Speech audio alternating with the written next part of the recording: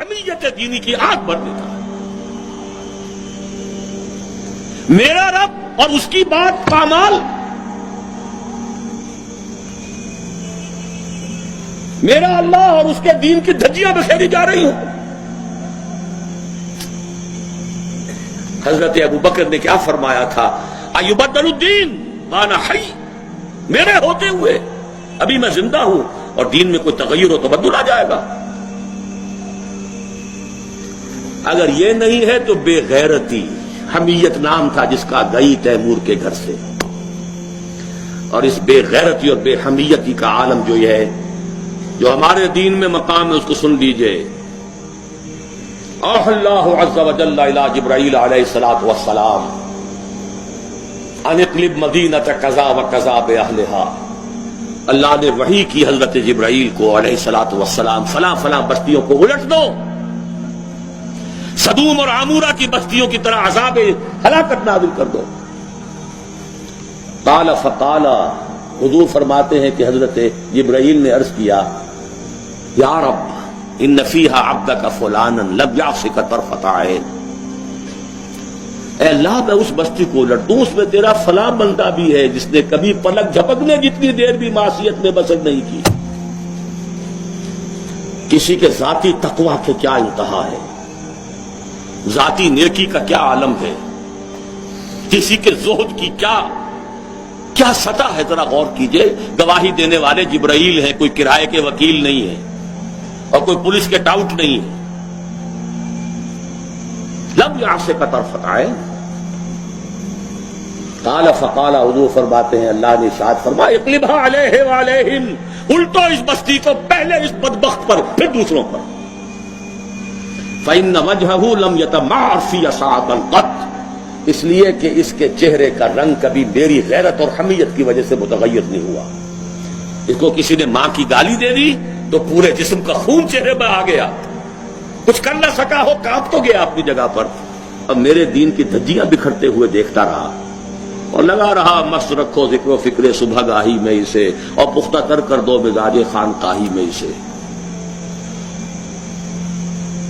انہی مسائل میں الجھاؤ۔ سورہ فاتحہ سے پہلے بسم اللہ بھی پڑھنی چاہیے، جہری طور پر کہ نہیں پڑھنی چاہیے۔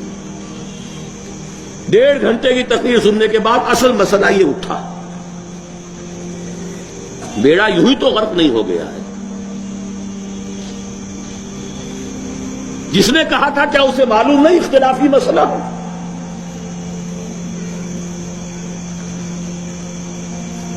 الجھائے رکھو،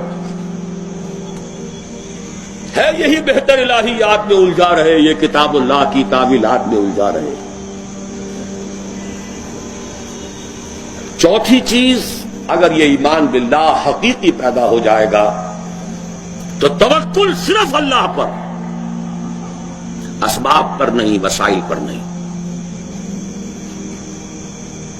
تفویض الامر الی اللہ، وافوض امری الی اللہ ان اللہ بصیر بالعباد، اور راضی برضائے رب۔ اے اللہ میں نے اپنی جان کھپا دی، ابھی تیری مشیت میں نہیں ہے کوئی نتیجہ نکلنا، میں راضی ہوں۔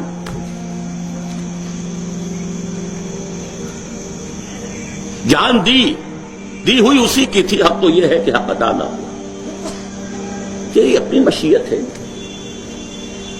اس کی بے نیازی کا عالم یہ ہے کہ جلیل القدر نبی،